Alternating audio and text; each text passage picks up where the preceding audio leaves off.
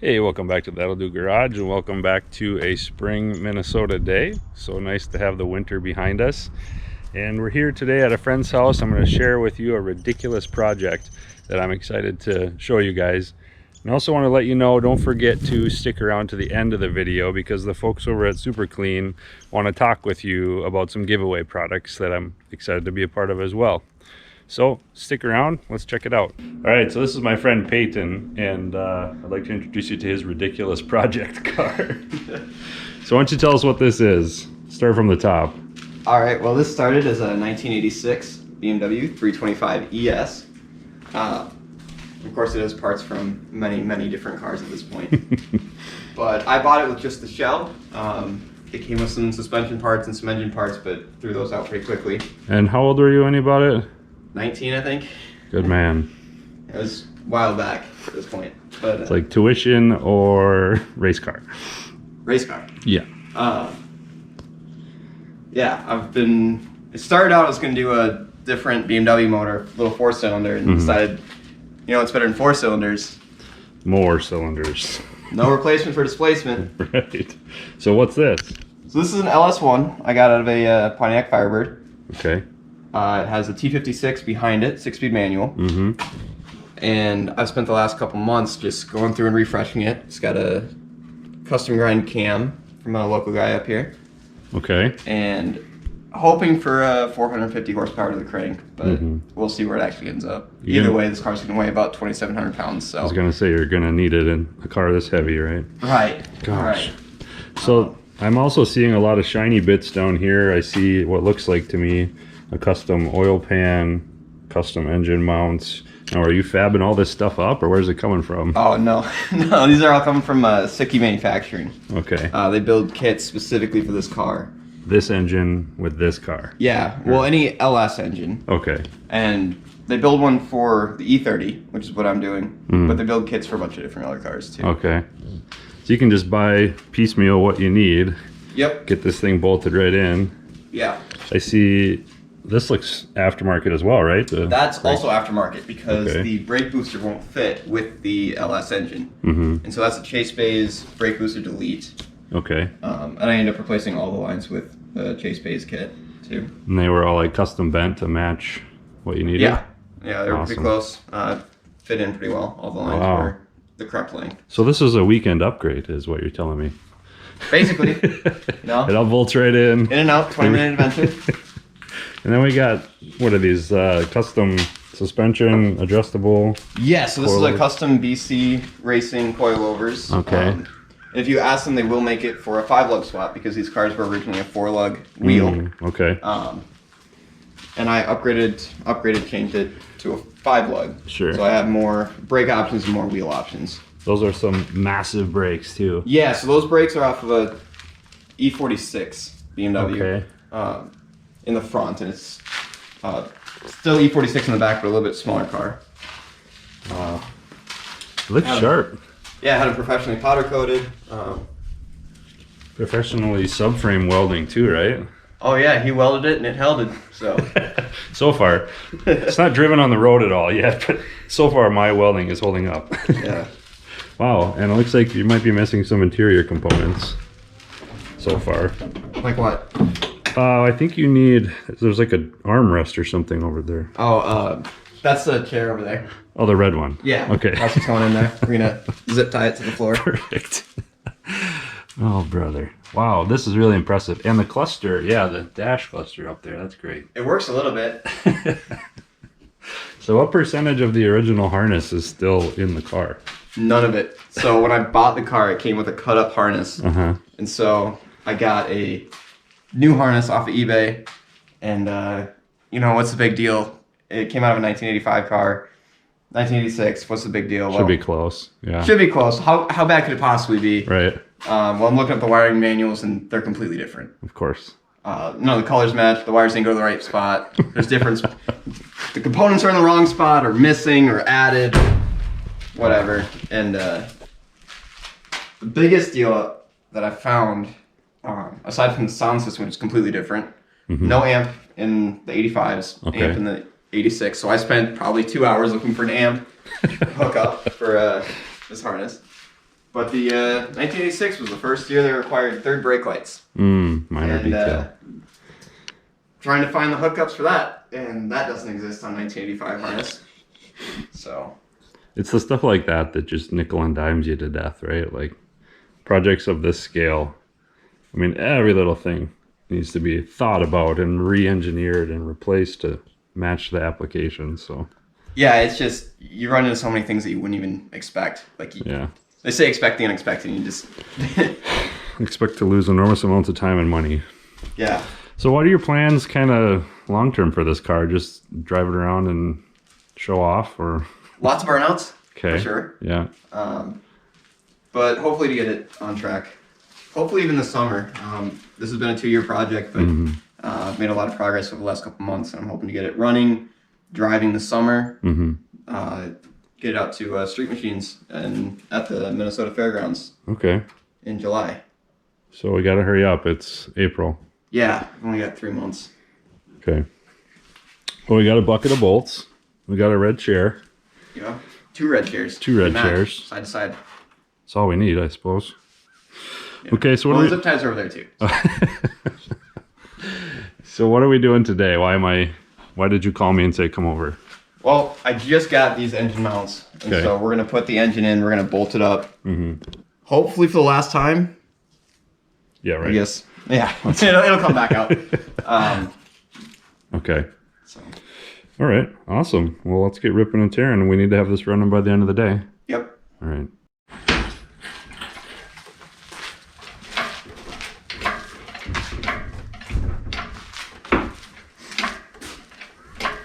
You got a battery actually hooked, the cable hooked up over here? Do I? Whoops. Like that's optimistic. Well, I think the bigger issue is that it doesn't, when I hook up the battery, it doesn't ground anything. If I have it hooked up there. Because I hooked up the battery, it was resting on the frame. And that was the story like the 16th time I nearly burned down the house that week. Alright, I'm gonna keep going up to that. That's pretty good. Keep on going. Well, you know, these are just for testing the tensile strength of everything you forgot to disconnect. Okay. Looks good. Pull it forward a little bit. Alright. Go up some more. Yeah, you're dragging on a firewall, which is okay. Yeah. I painted that, but I know it's good scratched up and it's fine. Pull it forward again. Oh, yeah. Whoa. Watch fingers.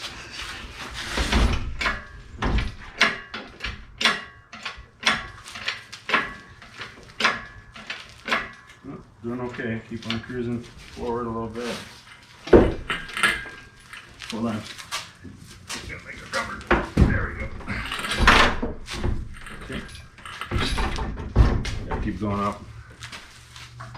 Yeah. Good thing you bought that beefy valley plate. It's nice to not have to worry about that. Oh, it really is. Alright, go forward a little more.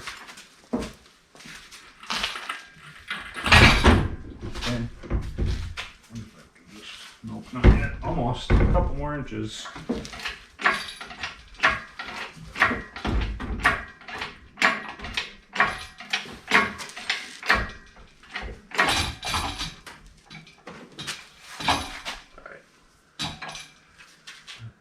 Pull it. There you go.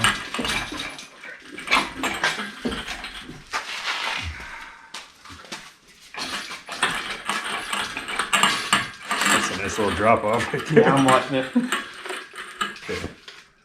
If you just set it there, is it gonna... The only thing I noticed is I think it might be dripping a little. So we had the engine in and we needed to move it back another ½ inch to an inch to get it to lower down onto the motor mounts. And the block, well, the cylinder head actually is hitting the firewall. So we're gonna clearance it strategically. Isn't that where the rust is anyway? Yeah, that's what I'm wondering, is if it's just gonna fall apart instead of bending.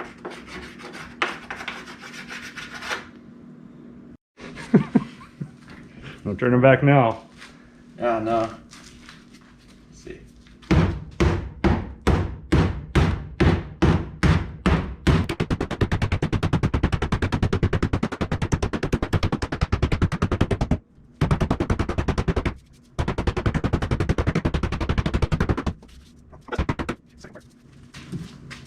We're gonna cover that up with some heat shielding. Okay. It'll be all good. Maybe we can Structural heat. It's gonna be structural heat shields. Maybe we could smash the cylinder head too. Yeah.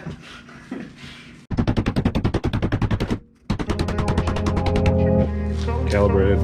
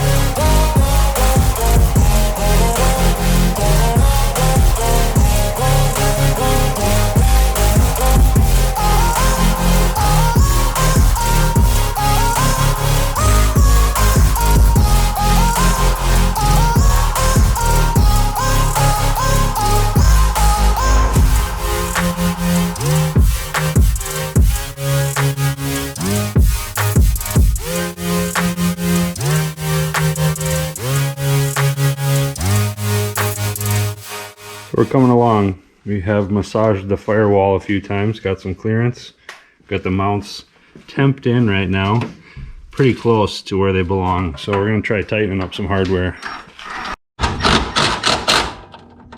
So right now we're fighting with this misalignment. You can see there's just a gap right here. Everything's really close. The transmission is as high as it can go. And we've created clearance at the firewall back here. We're just dealing with this little fine tuning we're working on without hopefully stripping any bolts. But this is the kind of stuff that soaks up all your time when you're working on a custom application like this.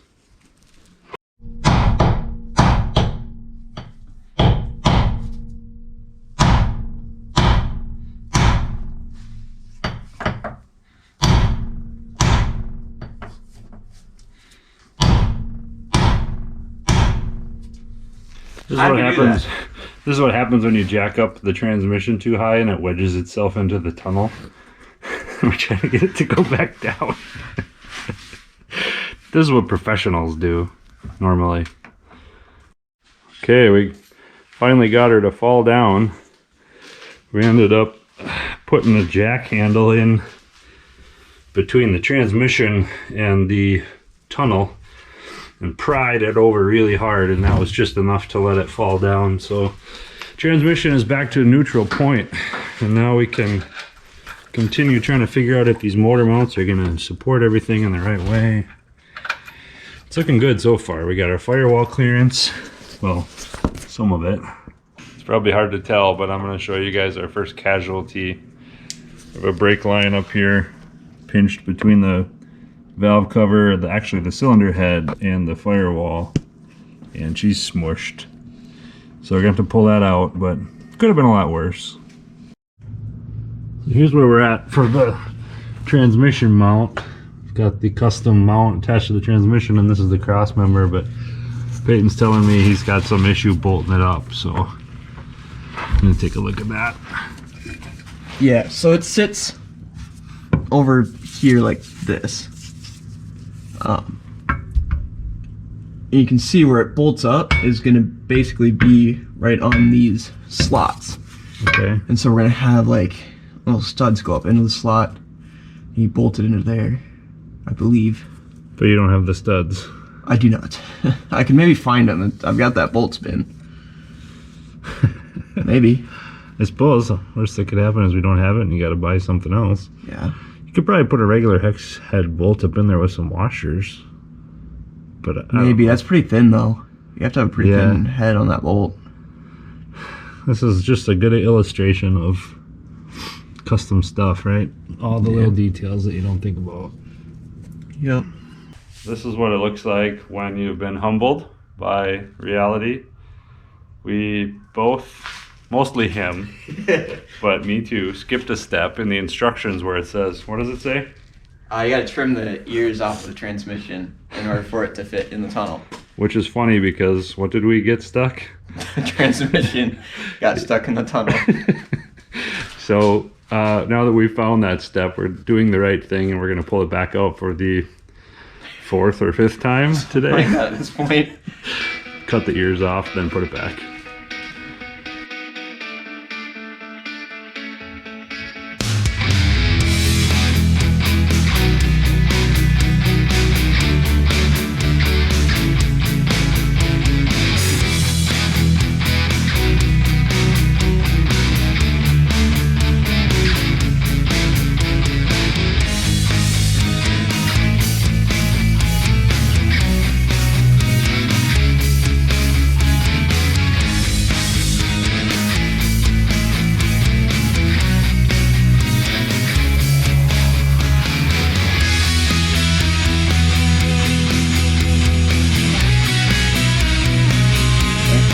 Four.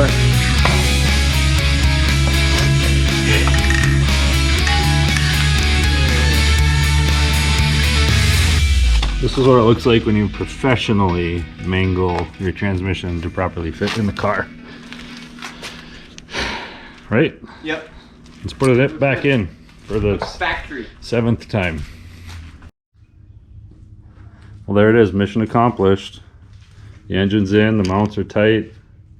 Transmission is supported by the cross member. No funny business there. First time ever, right? Yeah, this has not had a motor in it since I bought the car 2 years ago. Sheesh. Well, it looks really good. It looks mean. It looks angry. Are you excited? I'm very excited. Are you exhausted? A little bit. I think we put the engine in 5 times today, maybe more. At least, yeah. I think it's close to like 7. Well, it looks good. I love it. Can't wait to hear it. Well, hey, I think we're going to wrap up for today. That's about it. So we're probably going to be cleaning this block, maybe the floor. We use some super clean products to do that, right? And that leads me to the giveaway I mentioned at the beginning of the video. Go ahead and hit that subscribe button, and one of you lucky subscribers will be getting a welcome package from Super Clean with a few of their great products. So check it out. I hope you liked the video, and feel free to put any comments below and let me know what you think of Peyton's car. You'll probably be seeing this a lot more as we get closer to running. So it's been fun. Thanks for watching.